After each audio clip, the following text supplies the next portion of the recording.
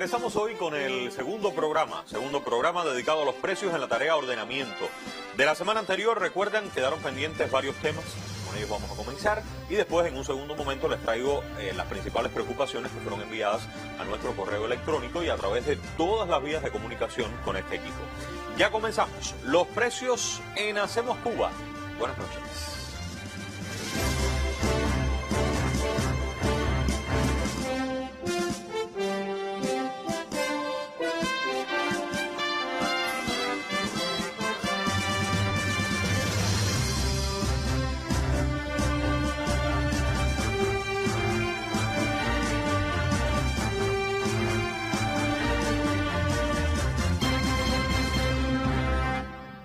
Recordemos cuáles fueron los temas pendientes de la semana anterior, por ahí vamos a comenzar, aquí los tengo, los comparto con ustedes inmediatamente. Veamos de qué se trata. En primer lugar, habíamos preguntado qué precios determinan las autoridades locales, si en estos precios es donde existen los mayores aumentos. ¿Por qué? Existen muchas diferencias de precios entre las provincias del país, estos que determinan las autoridades locales.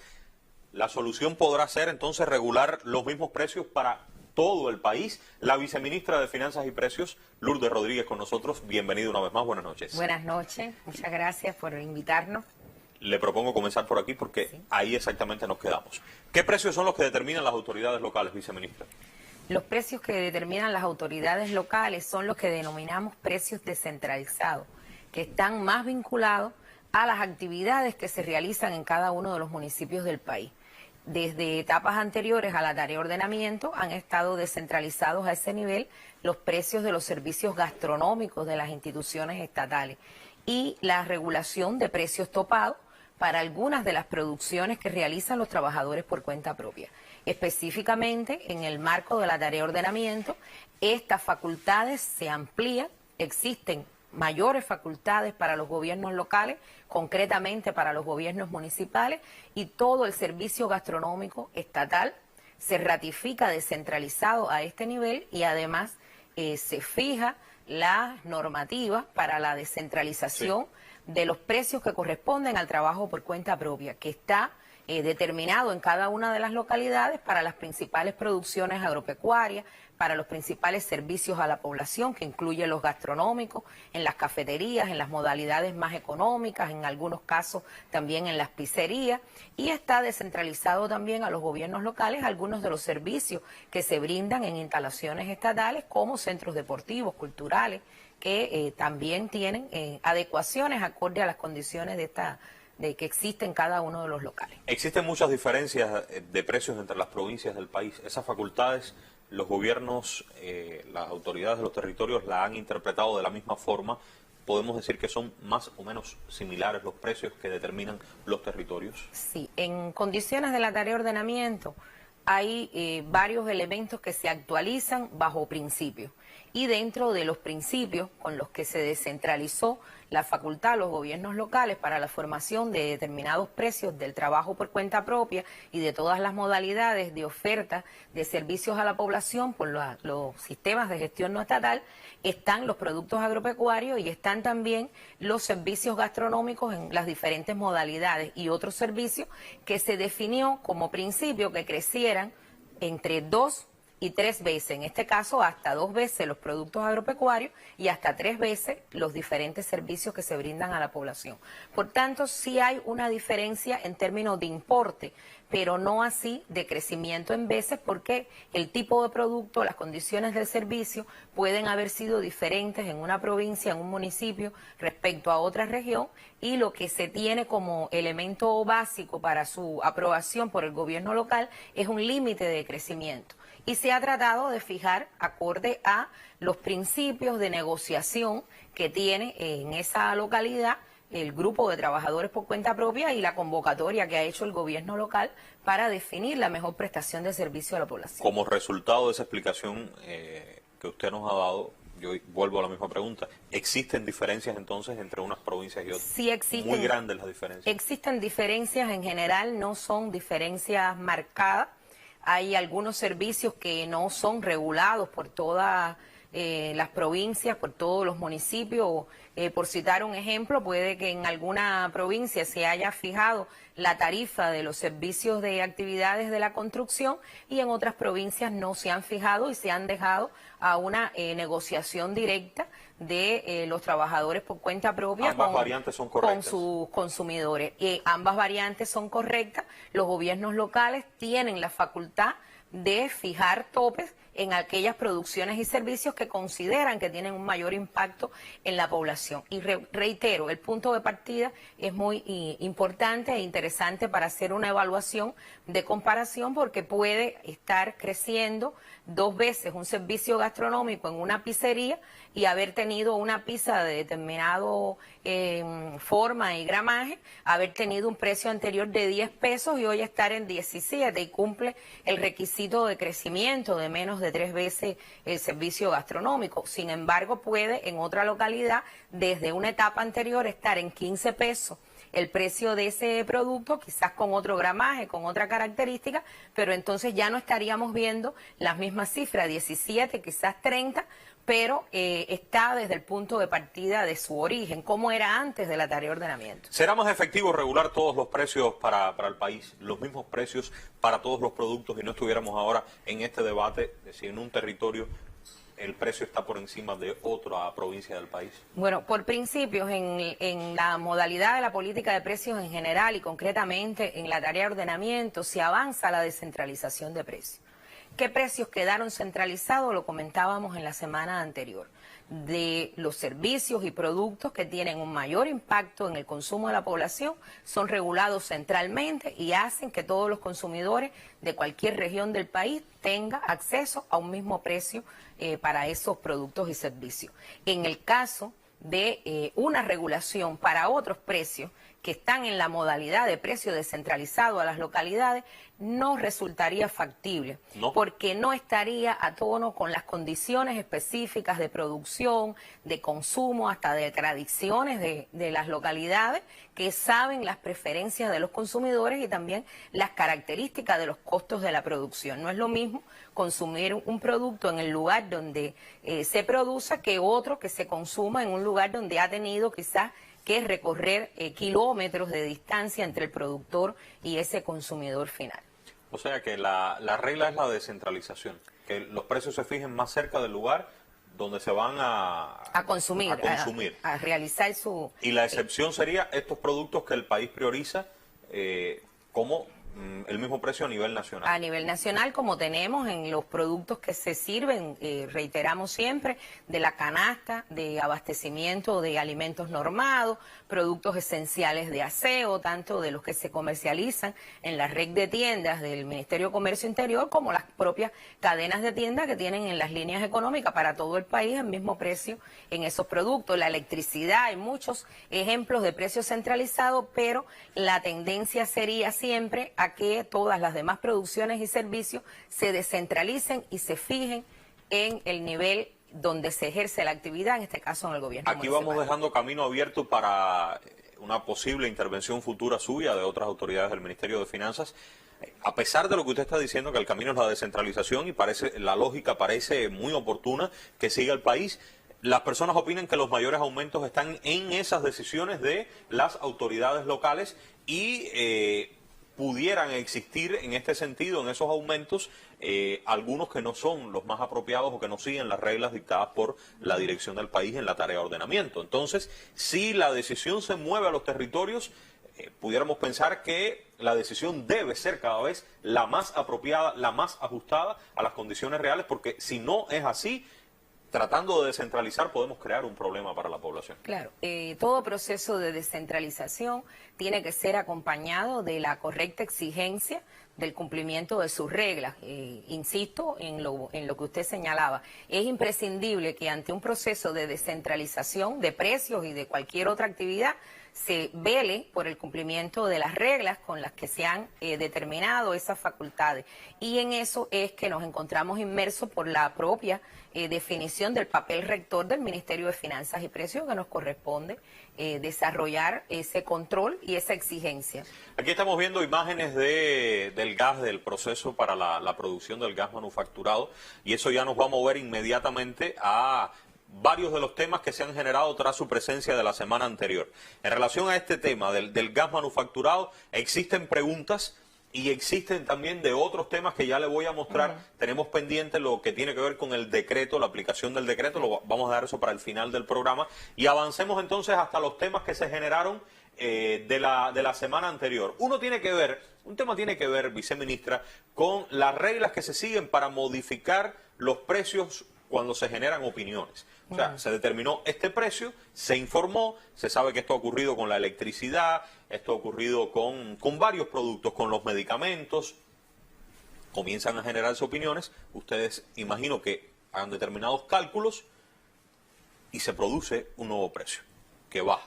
Las preguntas serían, bueno, ¿qué reglas son las que aplican una vez que tienen las opiniones de la población? ¿Son las mismas reglas para determinar ese primer precio que generó un estado de opinión? ¿Existen límites? ¿Ustedes tienen límites a la hora de reducir esos precios? ¿Cómo lo están haciendo? Por favor, vamos a movernos en ese ámbito. Correctamente. Uno de los aspectos que se ha estado insistiendo en el desarrollo de la implementación de la tarea de ordenamiento es en la necesaria atención a las preocupaciones que puedan surgir tanto de la población como de las entidades económicas. Y en ese sentido, pues los ajustes que se han realizado en materia de precios, desde las normas emitidas con precios centralizados y con la fijación de precios en otros niveles descentralizados, pues han tenido que cumplir con las mismas reglas o principios que se aprobaron para la tarea de ordenamiento. Ahora, esto que usted explica está dentro de determinados límites. Cuando establecen un precio, se generan opiniones y ya se sabe que se va a producir un cambio. Hay un % mínimo o máximo.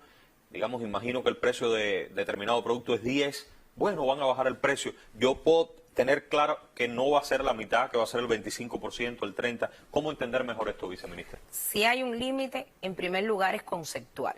Sí existen, mencionábamos los principios con los cuales la tarea de ordenamiento hizo la actualización de los precios, que ante todo, por el proceso de la devaluación, tiene que arrastrar a los costos de la producción, los costos que representan los consumos de mercancías importadas.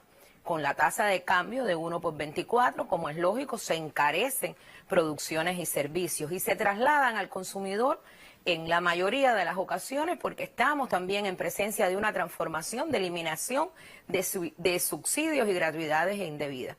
Y de esos subsidios eliminados hay un conjunto de producciones que entonces reflejan los precios tal cual se demanda desde sus precios de producción o lo que denominamos precios mayoristas.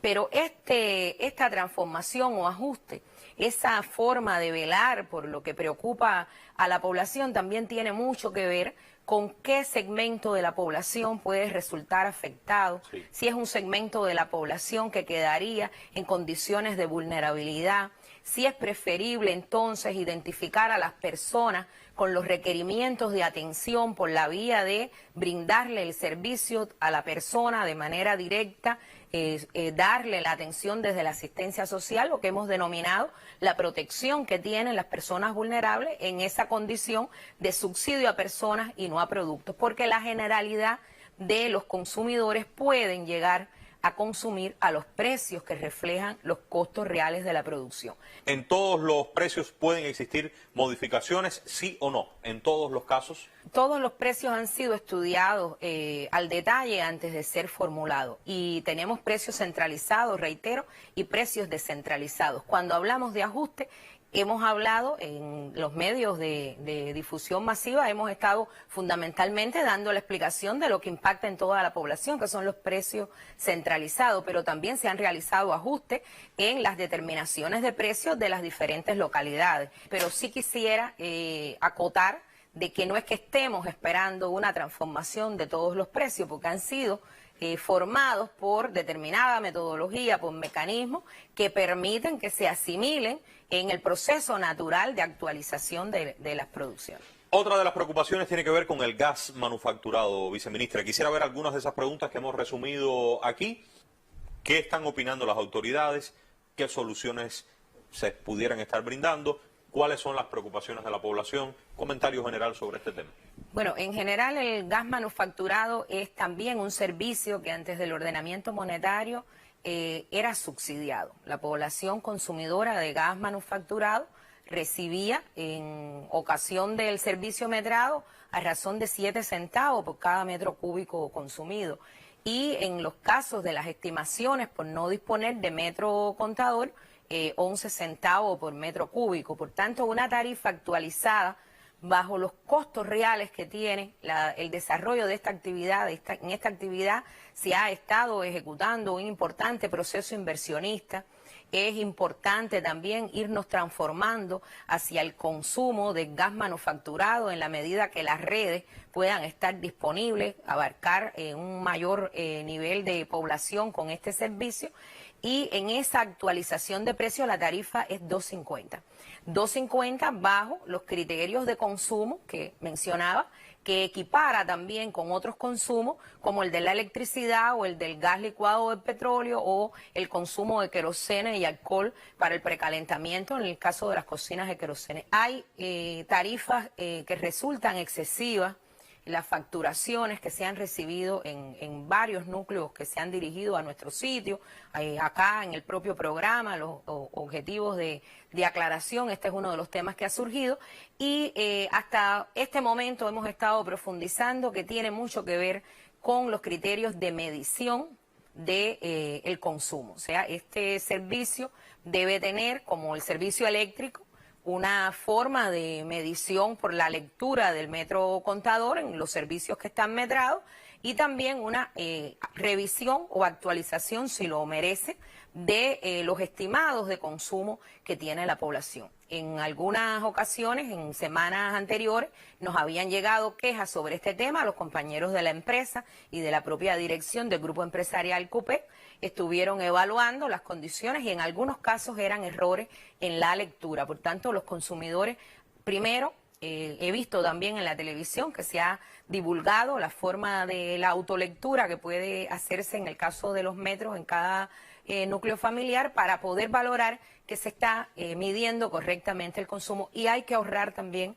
Este es también un combustible costoso para el país. Y tenemos esa tarea de que toda la combinación del consumo del combustible, pues por supuesto debe medirse con racionalidad. Vamos a otro tema que tiene que ver con los campesinos, viceministra. ¿Cuáles son las principales opiniones sobre los precios para el sector campesino del país? Principales modificaciones a partir de las opiniones. Ya sabemos, se ha dicho en fecha reciente, se ha modificado la tarifa eléctrica, entre otras. Vendrán nuevos cambios, tal vez en 3 minutos, grosso modo, la respuesta a estas preguntas. Y, por supuesto, dejar abierto el camino para una explicación mucho más en detalle, teniendo en cuenta la importancia del sector campesino del país. Sí, bueno, este sector estratégico en el programa de producción de alimentos, que es prioridad número 1 en la estrategia económico y social del país, pues ha tenido ya un conjunto de adecuaciones que vienen asociadas fundamentalmente a los precios de los insumos y a las posibilidades de ofertar los insumos que se requieren en las diferentes producciones. Primero se produjo un intercambio con productores seleccionados en todas las provincias del país. La ministra de Finanzas y Precios con otro grupo de directivos de otras instituciones participaron el pasado lunes en la mesa redonda informando de las actualizaciones que se realizaron. Hay modificaciones al precio del arroz. La producción de arroz está limitada no solo en los insumos, sino también en las posibilidades de poder disponer a tiempo de algunos de los productos básicos para esas producciones. Y hay elementos muy costosos por las infraestructuras existentes para el servicio de aviación, que es beneficioso para los niveles productivos altos, pero que resulta costoso. La aviación tiene consumos altos en combustibles, etcétera, y se hicieron adecuaciones tanto en los precios de estos servicios de aviación, electricidad y agua, como también en la adecuación de un mejor precio al productor a 6.920 pesos el quintal de arroz cáscara húmedo. Estas adecuaciones también tienen otras transformaciones que hemos ido viendo con los productores, como el acarreo de la leche, la puntualización de los kilómetros a recorrer y la tarifa a pagar por la empresa láctea, y creo que de impacto hacia todos los productores está la adecuación de la tarifa eléctrica. Tarifa que tiene una disminución respecto a lo inicialmente diseñado, de una disminución de cerca del 30%. Una tarifa que podía estar en 2.52 en la modalidad del diseño de la tarea de ordenamiento, o sea, esa que fuera aplicable a partir del 1 de enero, ha sido actualizada para los productores agropecuarios, y en el caso de una tarifa de media tensión estaría en 1.82 centavos. O sea, hay una disminución de un 71%, de hasta un 71% del valor total de la... Y con esta pregunta me quedo con la idea que explicaba antes, de cumplirse las reglas que tienen que ver con los cambios, las transformaciones, evidentemente vendrán nuevos cambios. Minutos finales para la cuestión del decreto. Vamos a ir hasta la página web del Ministerio de Finanzas y Precios. Aquí ellos mismos tienen una especie de reseña que tiene que ver con este famoso decreto 30 del año 2021 de las contravenciones personales. Vamos a avanzar en la página, por favor. Objetivo del decreto fue enfrentar las conductas de indisciplina y descontrol en materia de precios, de tarifas. Tiene como objetivo establecer contravenciones personales. Esto estaba regulado antes por una norma del año 97, se precisa cuáles son las contravenciones a las regulaciones de los precios y las tarifas, y multas que van desde 2.500 hasta 15.000 pesos. Las preguntas que nos hace la población, viceministra, vamos a verla en relación al decreto. ¿Cuáles son las principales dudas que se están generando? Tienen que ver con si son excesivas o no estas multas. ¿Son justos a la hora de aplicar este decreto aquellos que están facultados para hacerlo? ¿Están disminuyendo las violaciones en Cuba después que se aplica este decreto? ¿Qué participación tiene la población? ¿Existen mecanismos para que aquellos que han sido multados puedan reclamar? Además de este nuevo decreto, ¿existen otros mecanismos? Nos queda poco tiempo. Quisiera, por favor, brevemente la respuesta a cada una de ellas. Bueno, en el decreto se persigue un objetivo, que es evitar que existan violaciones de precio. Por tanto, que es justo, es claro de que es justo. Es una protección para los consumidores, para que se le brinden los productos, las mercancías a los precios que correspondan, en las cantidades y calidades según se tiene descrito el precio de cada producto.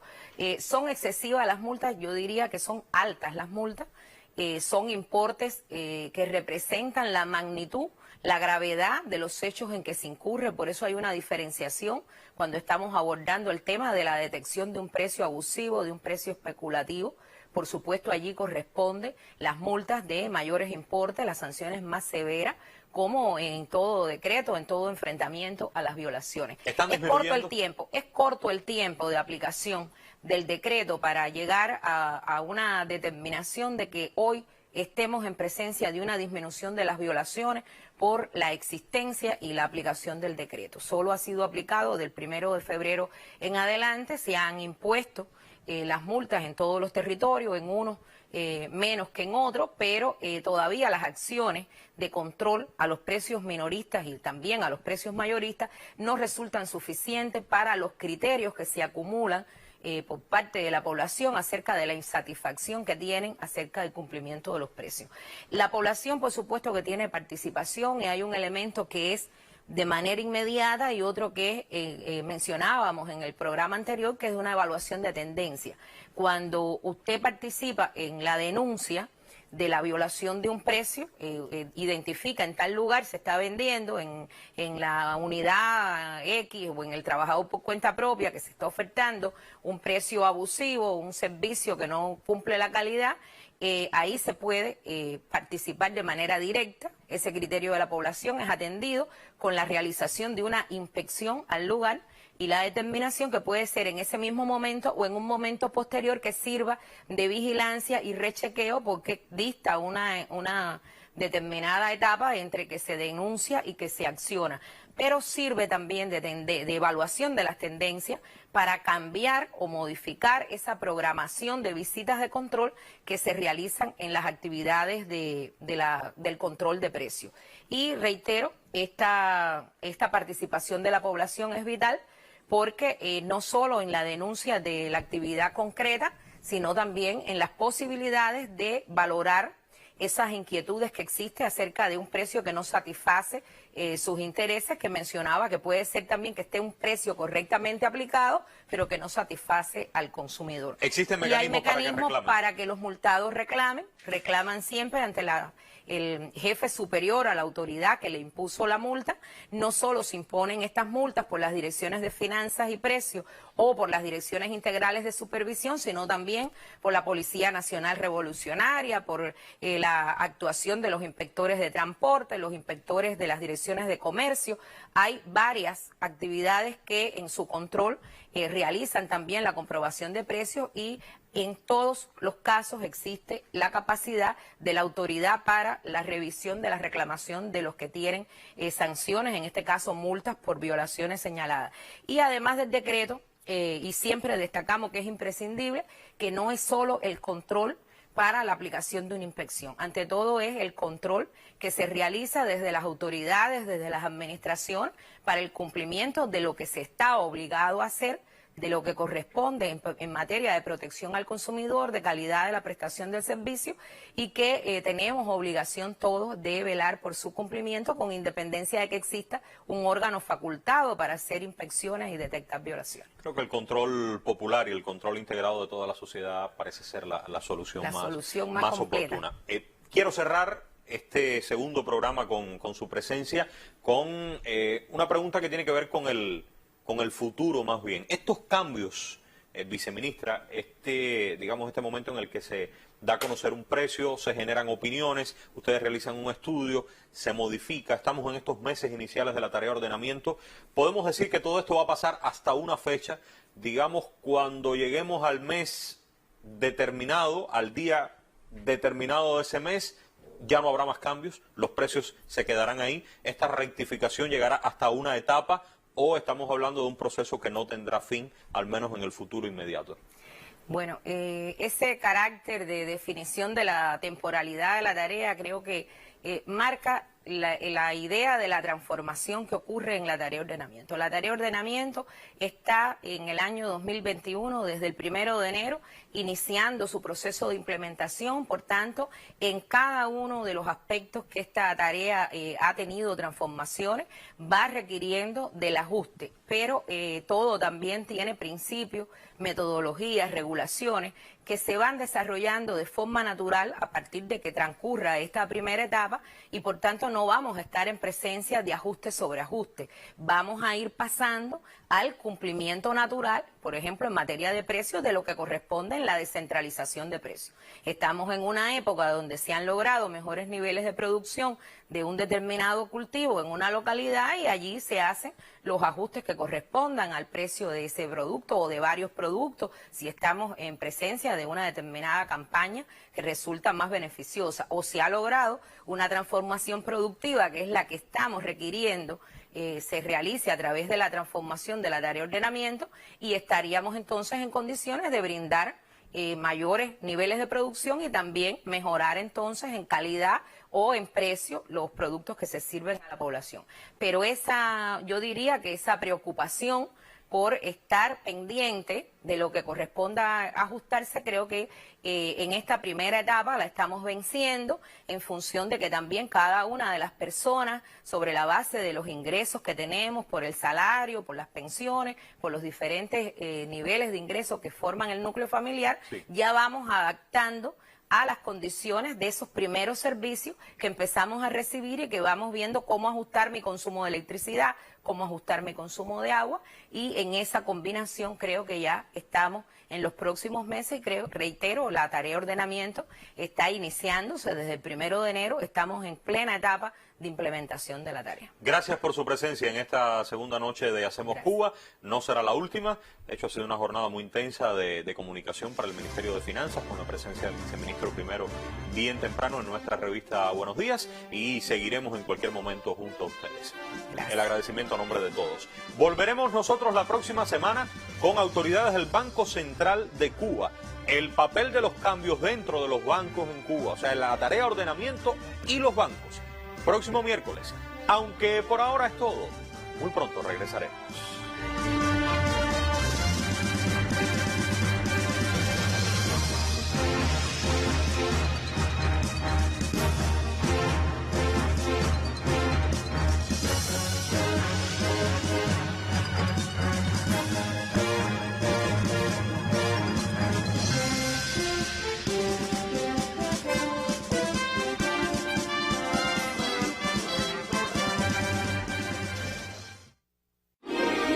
Somos Cubavisión.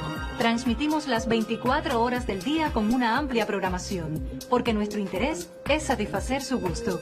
Cubavisión va por todos.